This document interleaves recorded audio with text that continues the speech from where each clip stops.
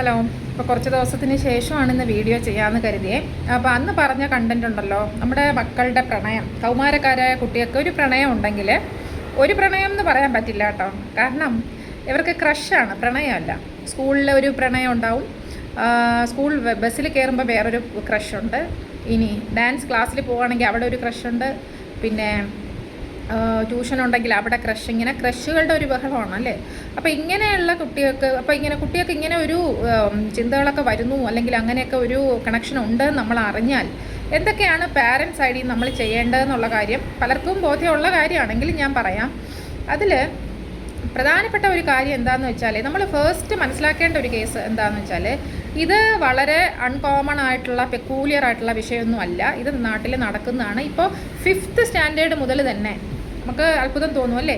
നമ്മളൊക്കെ വളരെ നിഷ്കുകളായിരുന്നു, നിഷ്കളങ്കന്മാരായിരുന്നു ആ പ്രായത്തിലൊക്കെ. അപ്പോൾ ഇവർക്ക് ആ ഒരു സ്റ്റേജ് മുതൽ 10 വയസ്സ് മുതൽ തന്നെ, കാരണം ഇവർ സോഷ്യലി, മെൻ്റലി, ഫിസിക്കലി ഒക്കെ ഫാസ്റ്റായിട്ടാണ് വളരുന്നത്. നിങ്ങൾ ശ്രദ്ധിച്ച് നോക്കൂ, നമ്മുടെ മക്കളൊക്കെ നമ്മളെക്കാളും വളരെ ഷാർപ്പാണല്ലേ. എന്ത് കാര്യത്തിനും മറുപടി ഉണ്ടാവും. അപ്പം ജനറൽ നോളേജ് വളരെ കുറവാണ്, എങ്കിലും മറ്റുള്ള കാര്യങ്ങളൊക്കെ ഇവർക്ക് കാര്യങ്ങളൊക്കെ ഭയങ്കരമായിട്ട് അറിയാം. അപ്പോൾ അങ്ങനെയുള്ള കുട്ടികൾക്ക് ഒരു പ്രണയം, 1, 2, 3 ഒക്കെ പ്രണയം എന്ന് വേണം പറയാൻ, അങ്ങനെയൊക്കെ ഉണ്ട്. അത് എൻ്റെ പേര് പ്രണയമല്ല കേട്ടോ, ക്രഷാണ്. അങ്ങനെ ക്രഷ് ഉള്ളപ്പോൾ നമ്മൾ എന്ത് ചെയ്യണമെന്ന് അറിയോ? ഇത് 90%ഓളം, അതായത് ഭൂരിപക്ഷവും പാരൻസ് മീൻസ് ഇത് മനസ്സിലാക്കുന്നുണ്ടാവും. ഇടയിലൊരു 10% കുറച്ച് ആളുകൾ ഇത് അറിയുന്ന പോലും ഉണ്ടാവില്ല. അങ്ങനെയുള്ള പാരൻസ് ഉണ്ട്. എപ്പോഴും ഫോണിൽ നോക്കിയിരിക്കാനാണല്ലോ സമയം. അപ്പം മക്കൾക്ക് എന്ത് സംഭവിക്കുന്നു അറിയാത്ത പാരൻസ് ഒരുപാടുണ്ട് കേട്ടോ. അപ്പോൾ അങ്ങനെ അറിയുമ്പം നമ്മളിതിൽ വളരെ പാനിക്കാവേണ്ട ഒരു സിറ്റുവേഷനൊന്നും അല്ല എന്നാണ് എനിക്ക് പറയാനുള്ളത്. നമ്മൾ ആത്മസംയമനം പാലിക്കും. അത് പറയാൻ എളുപ്പമാണ് ആത്മസംയമനം എന്നുള്ളത്, പക്ഷേ അത് ഒത്തിരി പാടാണ് പ്രാക്ടീസ് ചെയ്യാൻ. അപ്പം നമ്മളത് ഉൾക്കൊള്ളുക. ചില ആൾക്കാരുണ്ട് പെട്ടെന്ന് വെപ്രാളം പിടിച്ച് സഹോദരങ്ങളെ വിളിച്ച് പറയുന്നു, അനിയത്തിയെ ചേച്ചിയൊക്കെ വിളിച്ച് പറയും, പിന്നെ നമ്മളെ സമാധാനമായിരിക്കുന്ന അച്ഛന്മാരെയൊക്കെ, അച്ഛനെ അമ്മയൊക്കെ വിളിച്ച് പറയും, പിന്നീട് നമ്മുടെ അയൽപ്പക്കവോ ബന്ധുക്കളോ ഒക്കെ പറഞ്ഞ് ഇതിനെ വഷളാക്കി വലിയൊരു വിഷയമാക്കും. അങ്ങനെ ഒരു ഭീകര പ്രശ്നമൊന്നും അല്ല ഇത്. ഭീകര പ്രശ്നം എങ്ങനെയാണെന്നറിയോ?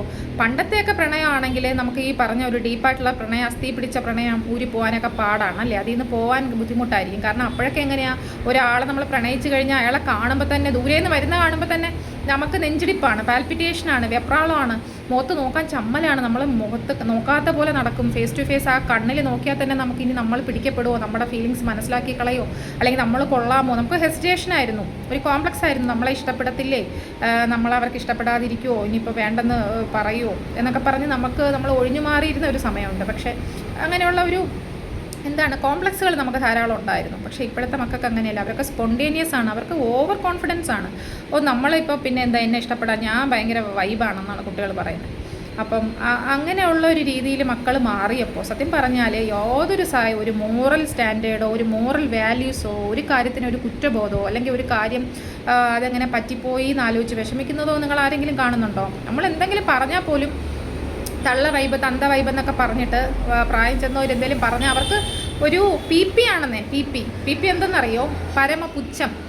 അതാണ് അവരുടെ ആറ്റിറ്റ്യൂഡ്. അത് എപ്പോഴറിയാമെന്ന് വെച്ചാൽ ഒരു 12 വയസ്സ് അടുത്ത് വരുമ്പോൾ അറിയാം. നമ്മൾ എന്ത് പറഞ്ഞാലും അവർക്ക് പഴഞ്ചനാണ് എന്നുള്ള ഒരു തോന്നലാണ്. എൻ്റെ കൊച്ചു പോലും സത്യം പറഞ്ഞാൽ അവരൊക്കെ പറയുന്ന വാക്കുകൾ നമ്മുടെ നിഘണ്ടുവിൽ പോലും ഇല്ലാത്ത വാക്കുകളാണ്. ഞാൻ പറയാം, ഇതെന്തോന്നാണ് ഈ പറയുന്നതെന്ന് ചോദിച്ചാൽ, അമ്മ പഴഞ്ചനാണ്, അമ്മയ്ക്ക് ഇതൊന്നും അറിഞ്ഞുകൂടാ എന്നാണ് പറയുന്നത്. അതുകൊണ്ട് പൊതുവേ ഉള്ളൊരു വിഷയമാണിത്. അപ്പോൾ ഫസ്റ്റ് ഞാൻ അതാണ് പറയാൻ വരുന്നത്. നമ്മൾ പാനിക് ആവാനോ, ഇതിനെ ഒരു വലിയ അപകടം പിടിച്ച സിറ്റുവേഷനായിട്ട് ഹാൻഡിൽ ചെയ്യരുത്. സ്മൂത്തായിട്ട് നമുക്ക് ഹാൻഡിൽ ചെയ്യാൻ പറ്റും. Thank you. അപ്പോൾ അതിൻ്റെ ഡീറ്റെയിൽസ് അടുത്ത ഷോർട്സിൽ നോക്കാം.